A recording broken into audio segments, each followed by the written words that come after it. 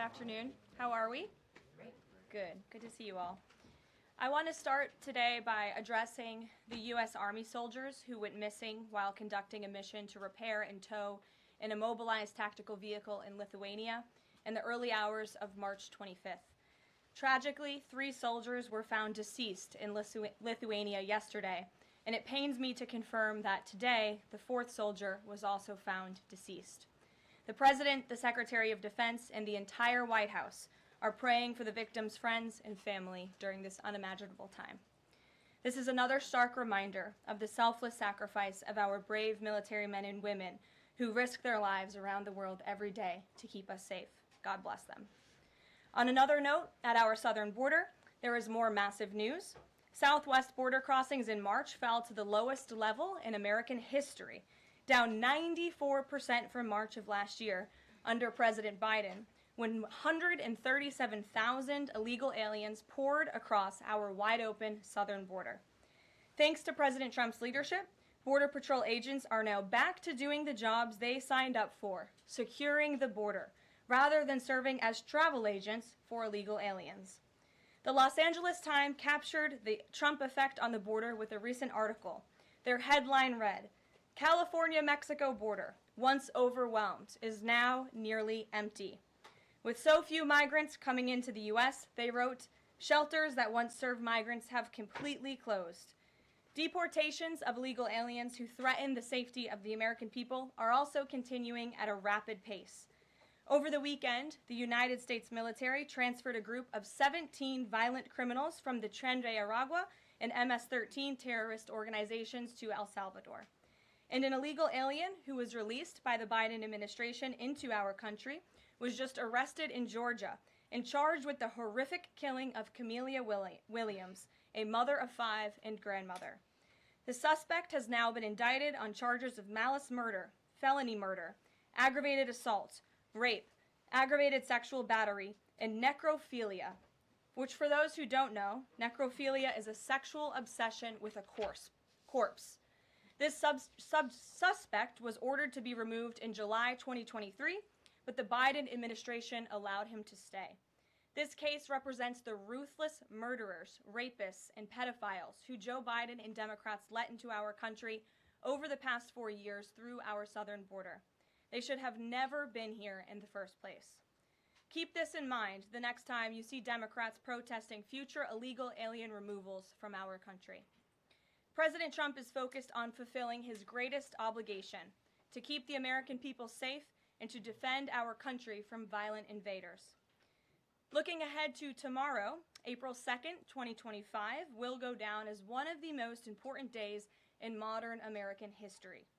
Our country has been one of the most open economies in the world, and we have the consumer base hands down, the best consumer base. But too many foreign countries have their markets closed to our exports. This is fundamentally unfair. The lack of reciprocity contributes to our large and persistent annual trade deficit that's gutted our industries and hollowed out key workforces.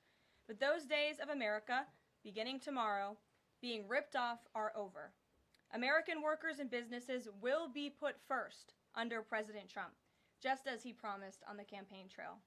The President's historic action tomorrow will improve American competitiveness in every area of industry, reduce our massive trade deficits, and ultimately protect our economic and national security. President Trump's economic vision is rooted in common sense. America will offer companies the lowest taxes, energy costs, regulations, if they make their products right here in the United States and hire American workers for the job. It's simple. If you make your product in America, you will pay no tariffs. We have already seen a number of the largest companies in the world respond to this economic approach. For example, Project Stargate, led by Japan-based SoftBank and US-based OpenAI and Oracle, announced a $500 billion private investment in the United States-based artificial intelligence infrastructure. Apple announced a $500 billion investment in U.S. manufacturing and training.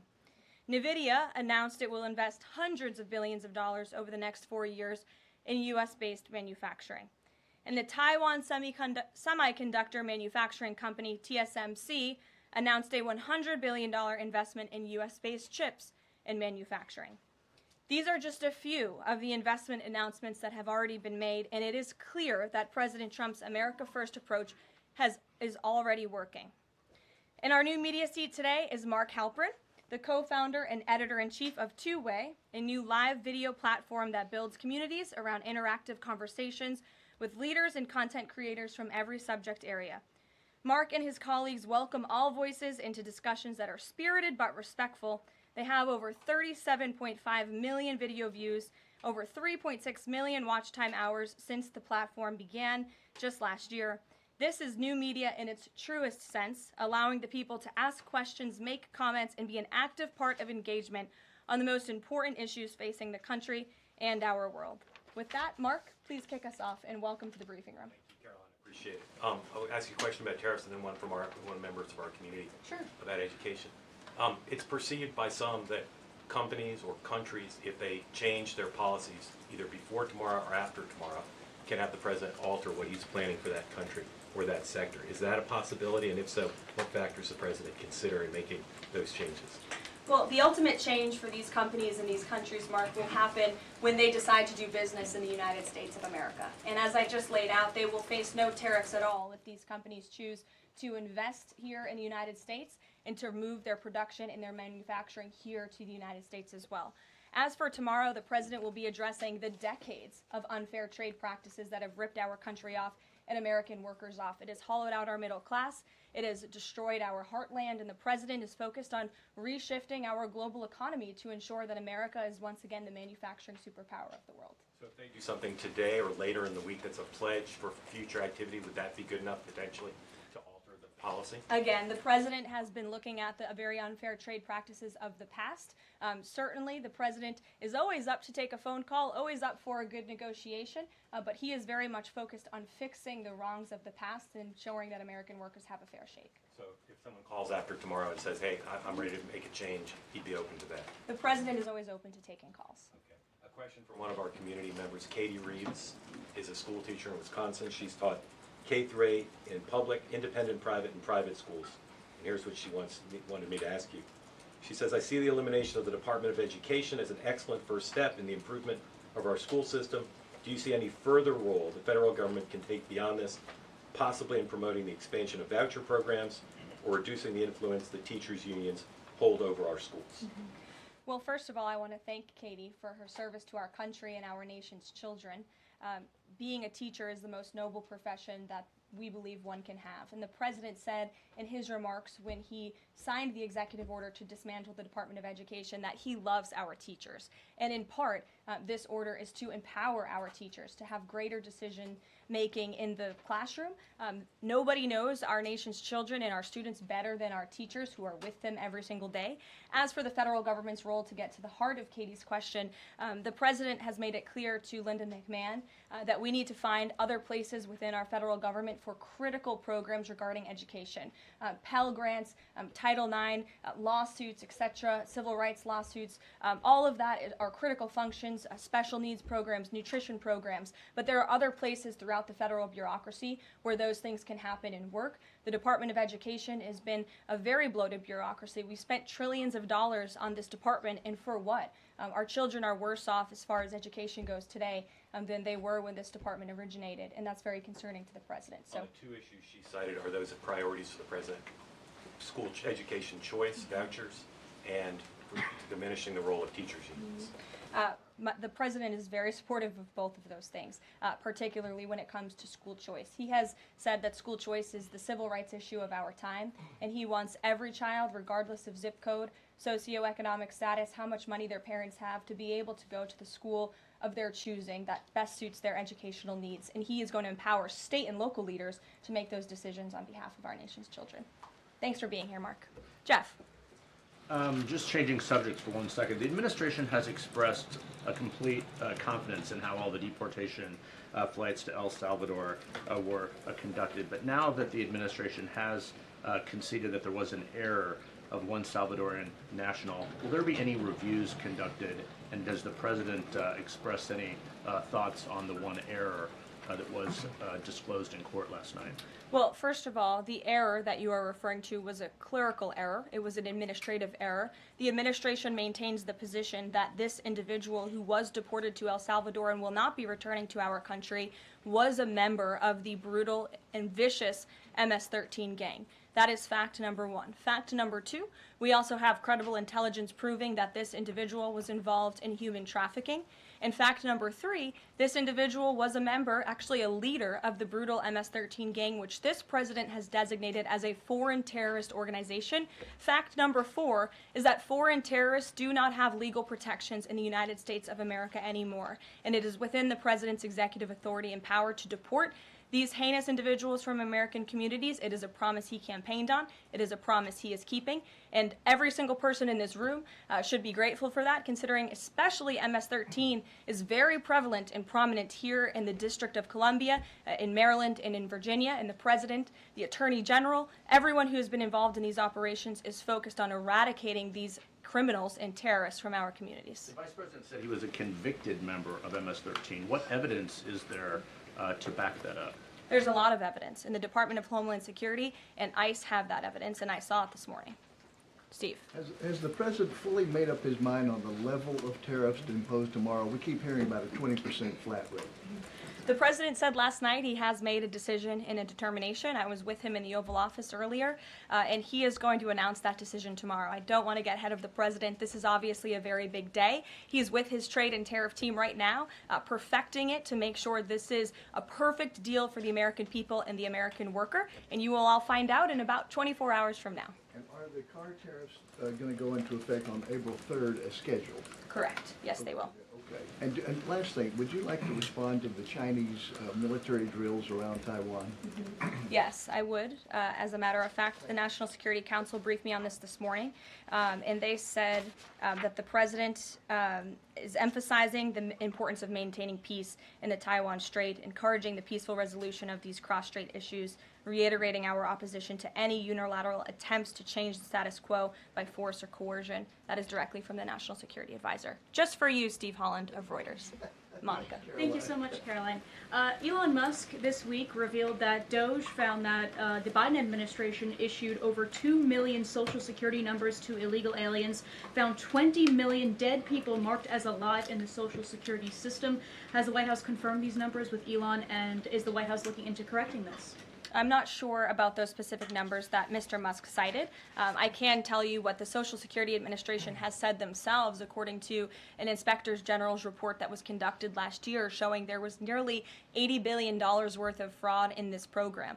We know for a fact there are individuals who should not be receiving benefits on the Social Security rolls, and this administration is focused on cleaning out the waste, fraud, and abuse in every agency, but particularly in Social Security, to make it stronger for our tax-paying, law-abiding citizens who deserve these entitlements and programs. Because you did bring up Doge, I do want to tout the incredible efforts that have been made at the Environmental Protection Agency, and Administrator Lee Zeldin is just doing a tremendous job.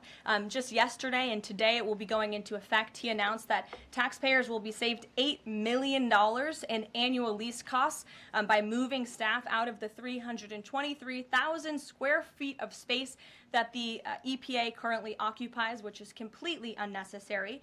Yesterday, Administrator Zeldin also announced he will be shutting down a museum that the Biden administration built to tell a selective story about the EPA's history and climate change. It was a real pat on the back to President Biden.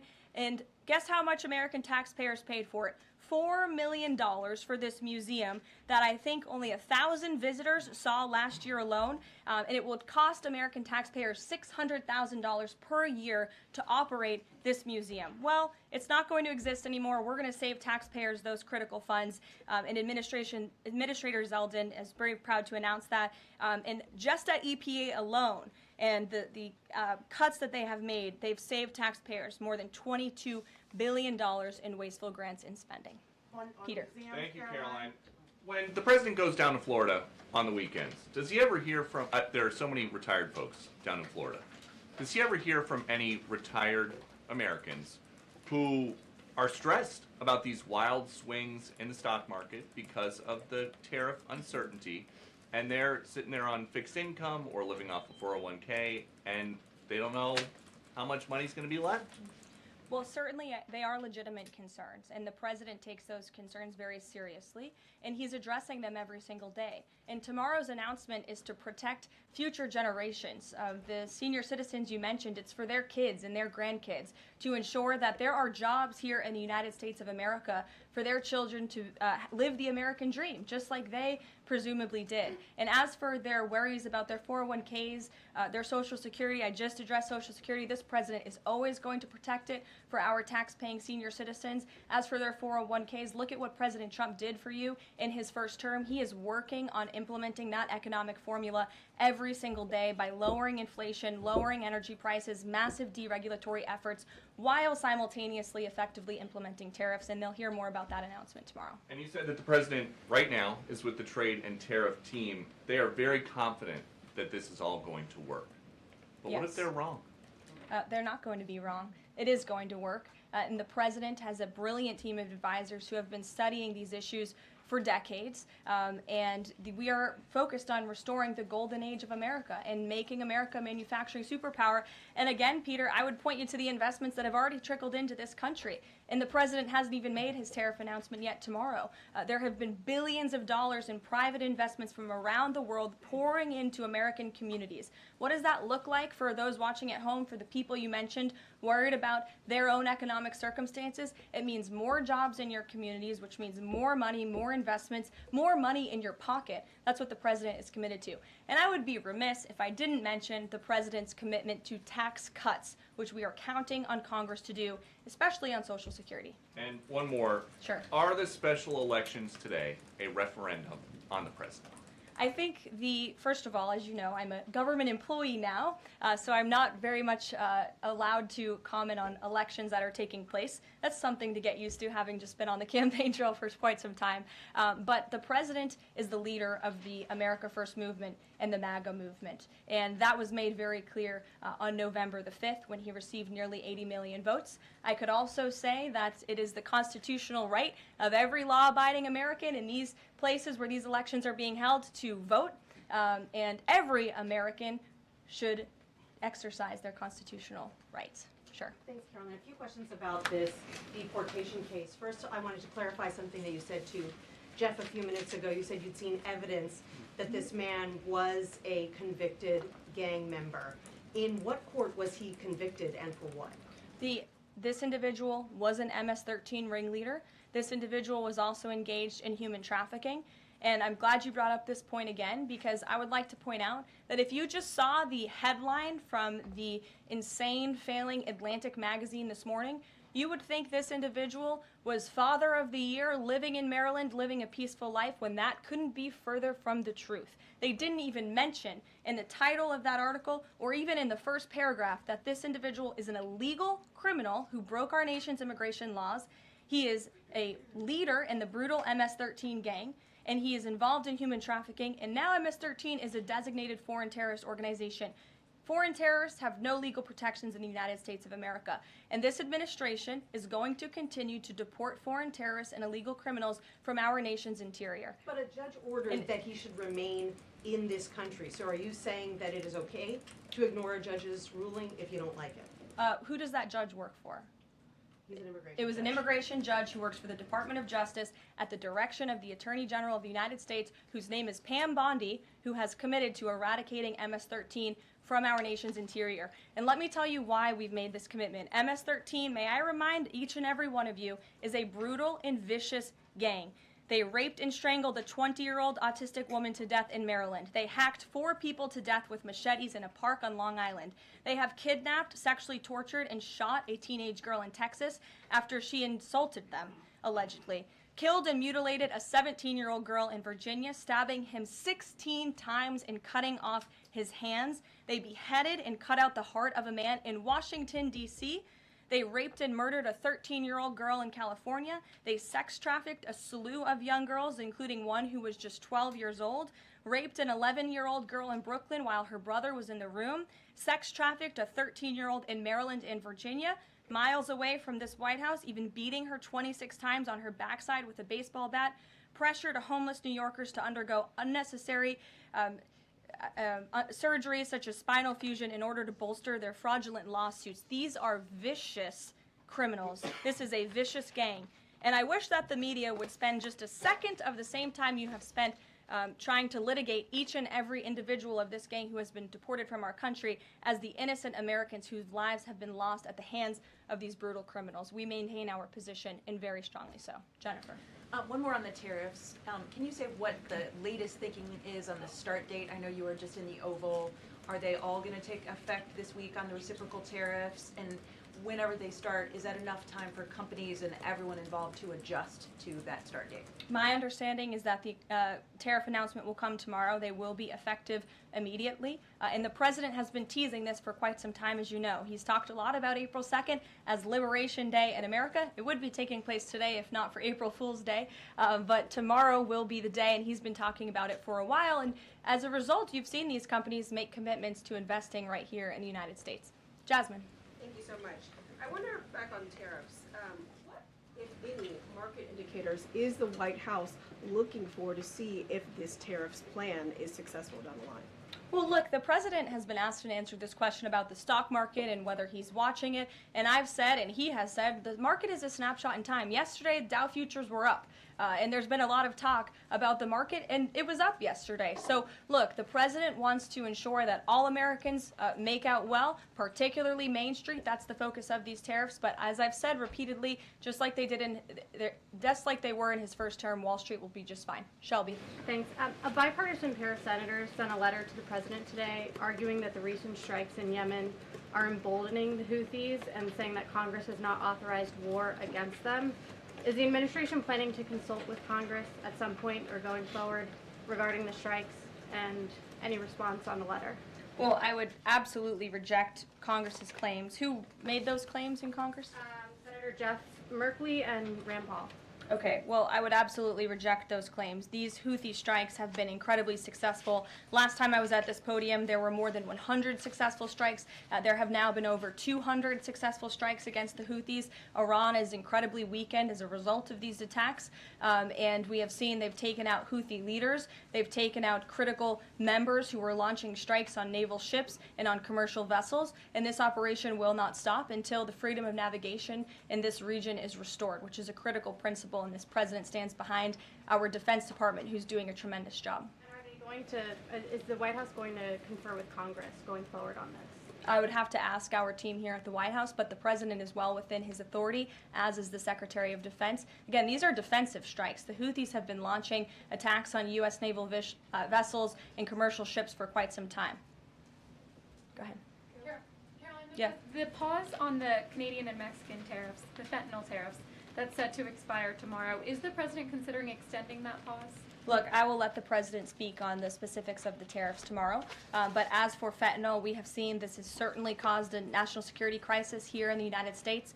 Fentanyl continues to be the #1 killer of young people in this country, and the president is very much focused on that. Deanna. Thank you, Caroline. The president recently signed an executive order on making D.C. safe and beautiful. On the campaign trail, he talked about making New York great again. Does he have any plans on establishing a similar task force? Has he been pressuring Governor Hochul in any way in his conversations about New York and lowering crime? Well, he has been in correspondence with Governor Hochul quite a bit on the issue of crime, also on the issue of congestion pricing, and so many other issues that are facing New Yorkers. And he wants New York to clean up their streets just as he does here in Washington, D.C. He also speaks to Mayor Adams as well. So he's engaged with state and local leaders across the entire country to ensure they're doing their part to help American citizens in each and every state, regardless of if it's a red state or a blue state. A question on Russia. Yesterday, the Russian government said that their new goal is 160,000 conscripts for the war. Has the president seen that number, and does he have any response given his recent conversations on peace talks? Well, I can tell you what the president said last night, and that is he is frustrated with leaders on both sides of this war. He wants this war to end. There are men that are dying on both sides, and it's been going on for far too long. Our team continues to be engaged with the Russians as we are with the Ukrainians, and the president continues to be very, very much engaged on this topic every single day. Caroline? Sure. Caroline, Sure. The president said over the weekend that he couldn't care less if prices went up on foreign cars because people buy more American cars. There's been consensus from a lot of economists that these tariffs could raise prices on other goods as well. Is the president comfortable with Americans on Main Street paying more because of these tariffs? The president is doing everything he can, and this entire administration is doing everything we can to bring down the cost of living in this country. An inflation mess that was fueled by the previous administration's reckless spending, overburdensome regulations that this administration is focused on slashing every single day. I just read you a statistic just from the Environmental Protective Agency alone. We're saving taxpayers money that's ultimately going to drive down inflation, and we're unleashing the might of our energy industry, which will bring down prices as well. To the heart of your question, because this is very important to the American people, you should trust what this president did for you in his first term. He effectively utilized tariffs while driving down inflation. It was a record low 1.4% when he left office, and he's focused on getting back to that. It's unfortunate the previous administration left us in this mess. Sure. Representative Anna Paulina Luna left the Freedom Caucus over their lack of support for her bill that would allow new parents to proxy vote around 12 weeks around the birth of their baby. Does the president support that bill? I'm not sure. I haven't actually talked to the president about that bill, but I certainly can and can get a take on if he supports it or not. Thank you. And one more. The D.C. Circuit ruled last week that the president can fire holdover Biden appointees of independent agencies. Will this ruling empower President Trump to dismiss more federal employees? Well, the president has given the responsibility to his cabinet secretaries to hire and fire at their respective agencies, and they reserve that right. You saw the Secretary of Health and Human Services announced more layoffs today. This is all part of the administration's effort for a mass reduction in force in the federal bureaucracy here in Washington, D.C. to save American taxpayers money. As for agencies within the president's executive authority, the president retains that right. And we've seen there have been bureaucrats at some of these agencies that have been trying to act independent. They need to remember who they work for. It's the executive of the executive branch. You look at the United States Institute of Peace, for example. There was a little bit of a standoff with bureaucrats over there who didn't want to realize who they work for, and that is Donald Trump. And President Trump is focused on streamlining these agencies to save American taxpayers money, and he has every right to do that. Caroline. Sure. Go ahead. Thanks, Caroline. Yeah. In Gaza, the bodies of 15 rescuers have been found in their sort of ambulances where they were apparently killed by Israeli forces. Just wondering if the White House is going to be calling on Israel to investigate that and to try and avoid similar casualties involving rescue workers in the future. Well, as for the specific situation you just mentioned, I'll talk to the president about it and our national security team. What I can tell you is what I've spoken with the president on. He very much remains committed to backing Israel, and it was only because of this president and his team's leadership that we had a temporary ceasefire in Gaza, that we were able to bring many hostages home. And the president made it very clear to Hamas, you get the hostages out, all of them, or there will be hell to pay. And Hamas is certainly witnessing what it feels like for all hell to be paid, and the president supports Israel's right to defend itself. Any progress at all on a ceasefire at the moment, as far as the president's concerned? The president and his team continue to be engaged on this every single day. Sure. Go ahead, Tim. So I'm just wondering, related to that, if you have an approximate date for the president's first foreign trip. I think there was a little confusion yesterday about what month he was talking about. And then will he need a ceasefire to be in place or closer, either in Gaza or in Ukraine, before that trip takes place? Mm-hmm. The president will be heading to Saudi Arabia in May. As for specific dates and details, we will be reading those out to you as soon as we possibly can. I know our teams are working on the details of that trip.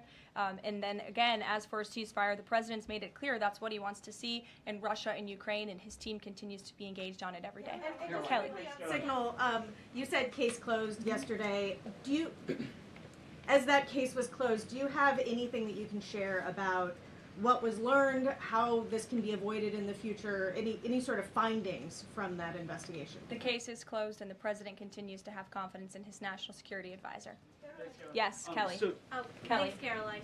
So Sorry, the president Ed. has said... Ed, I'll come to you after. The president I'm said... glad you're so eager to ask a question. It's Liberation Day. Yes, it is. Caroline, the president has said foreign Tomorrow. countries and companies will eat the cost of tariffs. In his speech on Inauguration Day, he said, quote, instead of taxing our citizens to enrich other countries, we will tariff and tax foreign countries to enrich our citizens. Right. So then why did he have to tell the domestic automakers not to raise prices? Well, that was a private conversation that was had. I'm not sure if that comment was made or was not made. But as for what the president said in his Inauguration Day speech, he's absolutely correct. A tariff will be a tax on these foreign nations, these foreign companies, and if they want to be absolved of that tariff, then they can come here to the United States of America to do business, bring their jobs here. Yes. Edward, go ahead. Thank you. So Canadians have been negotiating with the Commerce Secretary over the trade, the tariffs. How many companies are mutually talking with the U.S. or countries are mutually talking with the U.S. to lower tariffs? I don't have a specific number, but I can tell you there have been quite a few countries that have called the president and have called his team in discussion about these tariffs. But again, there's one country the president cares most about, and it's the United States of America, and doing what's best for the people who elected him to this office to restore their jobs, their wealth, and their prosperity. I'm looking at the clock. I have a hard out today. I have a hard out today because I'm actually heading over to the State Department with the First Lady of the United States. She will be delivering remarks at 1 o'clock this afternoon at the 19th International Women of Courage Award ceremony with our great Secretary of State Marco Rubio that starts at 1. This is the 5th year Mrs. Trump is participating and standing with brave women leaders who embody American values abroad. And the First Lady in her remarks today will highlight the profound connection between the love and courage that will be shown by this year's honorees. I encourage everybody to tune in at 1 o'clock, and then we'll see you all tomorrow for Liberation Day. Thanks, guys. Thanks, Caroline.